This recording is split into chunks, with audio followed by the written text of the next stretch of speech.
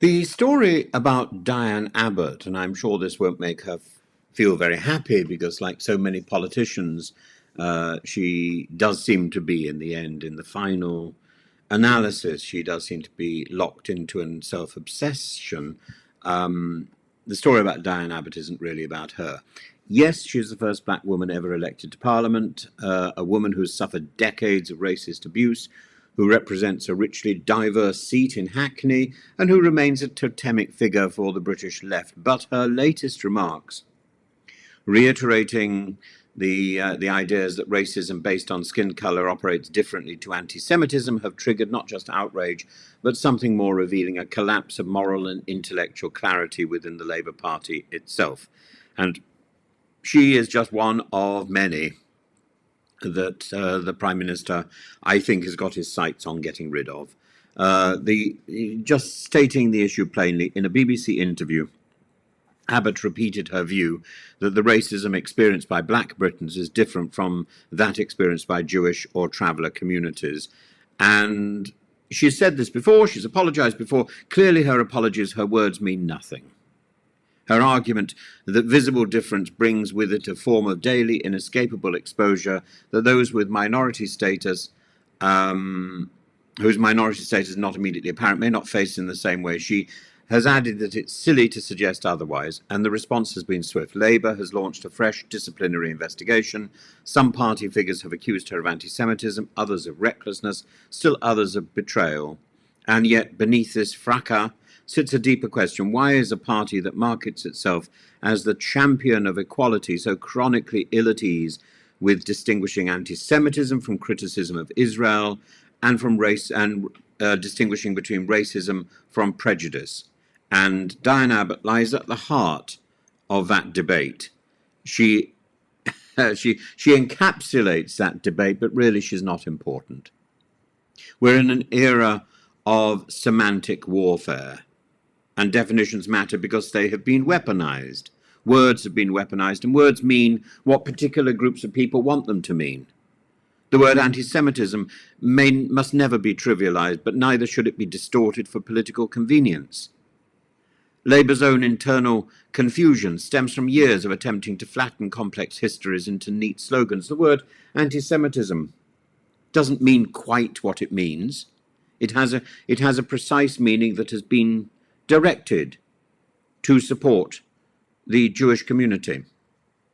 And the word starts off as a word of abuse, of course.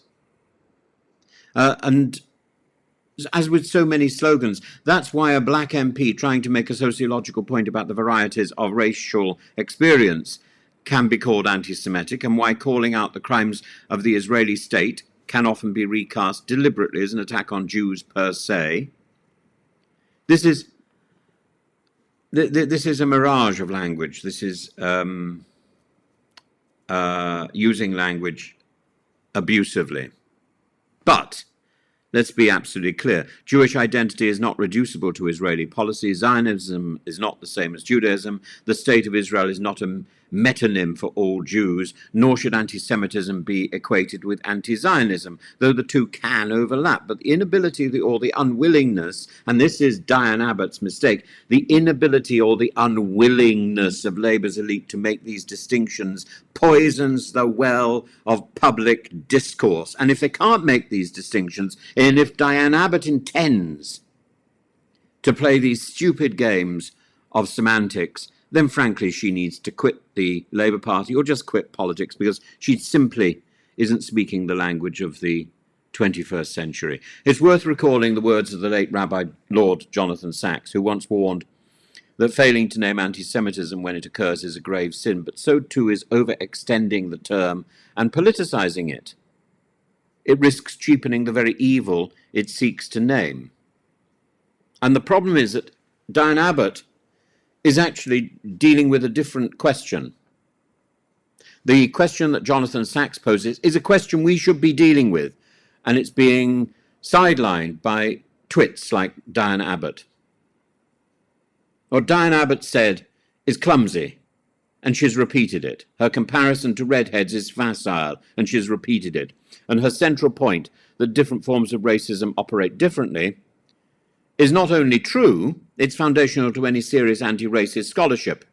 But the rubbish with which she surrounds that debate cheapens the debate. Skin colour-based racism functions through visibility, stereotype, and social marking. Anti-Semitism, by contrast, often works through tropes of secrecy, conspiracy, dual loyalty, and the tokens and the imagery of history. Both are virulent, both are real, both destroy lives, but they're not identical. But they are both wrong. And here's the rub. The Labour Party cannot afford, morally or politically, to keep failing at these distinctions. Starmer has declared Labour to be the party of equality, decency and fairness, but those words ring hollow if they are deployed only to punish the old left, while simultaneously ignoring Islamophobia, economic injustice, or the silence around Gaza.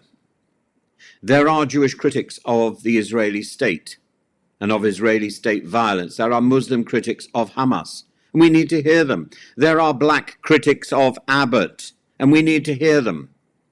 But Labour has become so preoccupied with stage-managed optics that it forgets the values it meant to embody: nuance, solidarity, intellectual rigour. The same, incidentally, can be said about the Conservative Party. Let us not forget, therefore, a political calculation at play. Diane Abbott represents the remnants of the Corbynite left. Her suspension is not only about what she said, it's also a warning shot that those who stray from the new Labour orthodoxy will be disciplined, even erased. And of course, she is simply heading for a new discipline session. But even if you purge everyone who speaks imperfectly about difficult issues, then you abandon politics altogether. Real anti-racism requires complexity. Real justice demands understanding difference, not policing it into oblivion.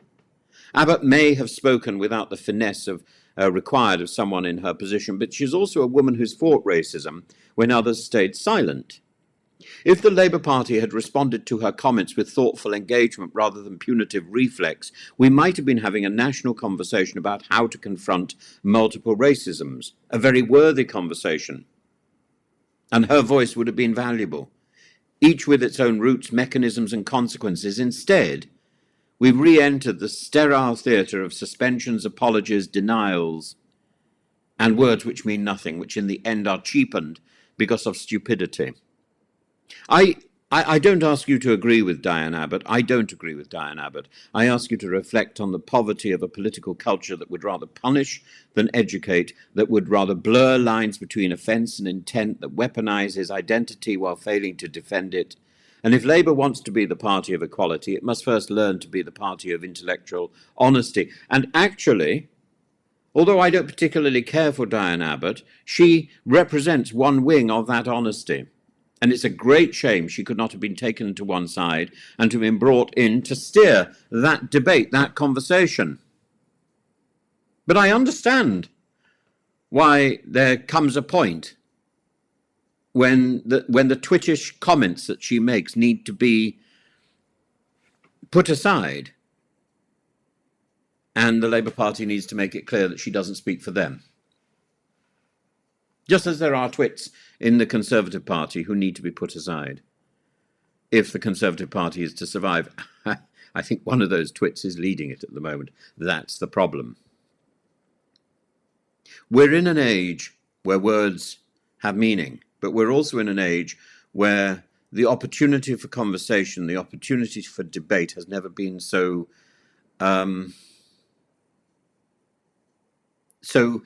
available. And we're not taking that opportunity. Instead, we're massing on two sides of some sort of tribal spectrum. It's so stupid. It's so stupid. And in the end, I'm afraid we just have to get rid of the most stupid stuff. And Diane Abbott, her obstinacy, her determination to spout these half-understood tropes. She is wrong. She is wrong, even if she has a great deal to offer. Even if she has a lot to offer. She is wrong. But she's not alone. And that's the problem. I think the better course of action would have been to have had this debate. But I think we've gone beyond that point.